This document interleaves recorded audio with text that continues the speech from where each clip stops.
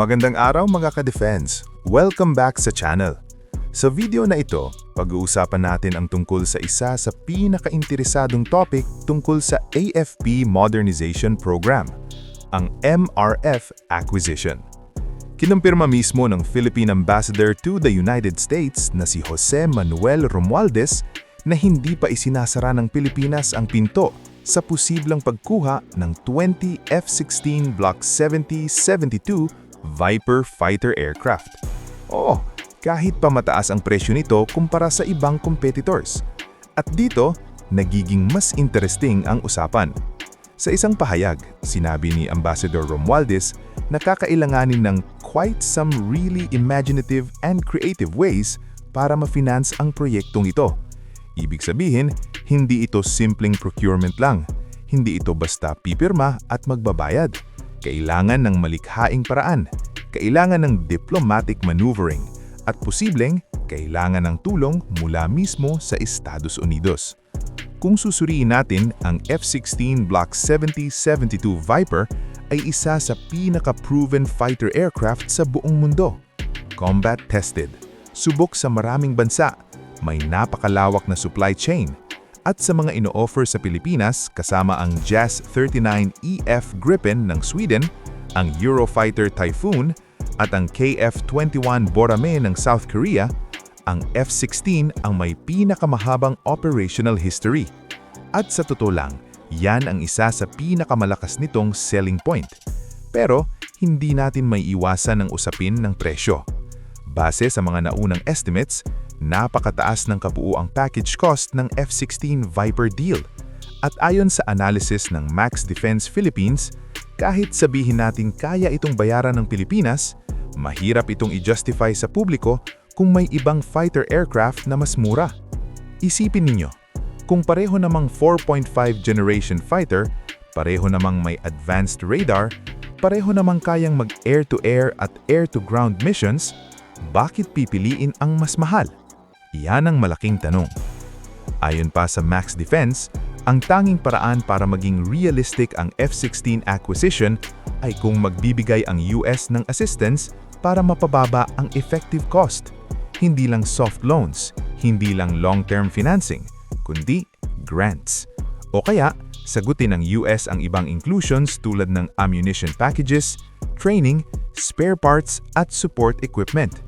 Sa ganitong paraan, bababa ang actual burden sa defense budget ng Pilipinas at magiging mas politically acceptable ang desisyon.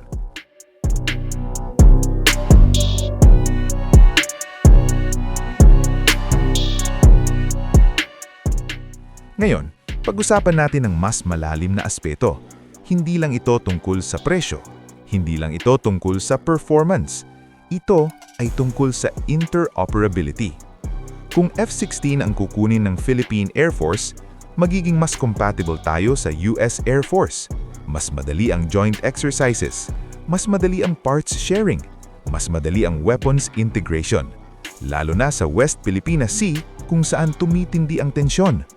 Ang F-16 Block 70-72 na may conformal fuel tanks ay may superior range and endurance. Mas kaya nitong magtagal sa himpapawid. Mas kaya nitong mag-operate sa malalayong maritime areas. At yan ay napaka-critical sa ating geographic reality bilang archipelagic nation. Pero hindi rin natin pwedeng ihiwalay ang political dimension. Sa ilalim ng administrasyon ni US President Donald Trump, kilala siya bilang isang very transactional president. Sa madaling salita, may kapalit ang bawat hakbang. Kung ang Pilipinas ay mag-skip sa American fighter aircraft at pumili ng European o ibang platform, maaring itong makita bilang isang non-cooperative move. At sa mundo ng geopolitics, mahalaga ang symbolism. Ang pagbili ng American fighters ay hindi lang military decision. Isa itong mensahe, isang pagpapakita ng alignment, isang pagpapakita ng commitment sa US alliance, at isang pagpapakita ng support sa US defense industry. At sa kabilang banda, maaari din itong magbukas ng mas malawak na security cooperation.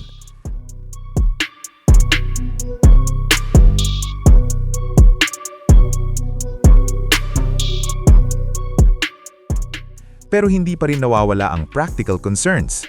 Isa sa mga downside ng F-16 Viper ay ang long lead time.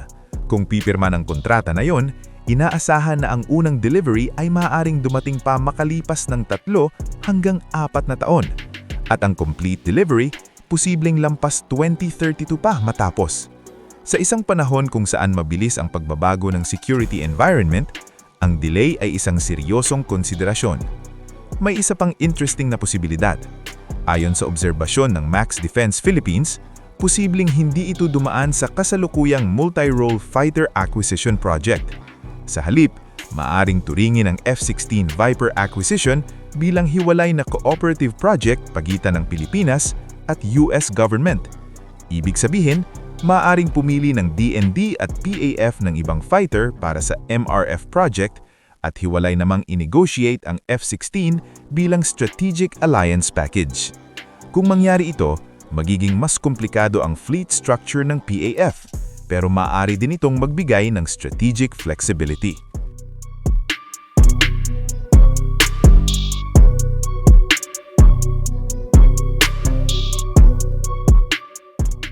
Ngayon, ang tanong, ano ba talaga ang mas mahalaga?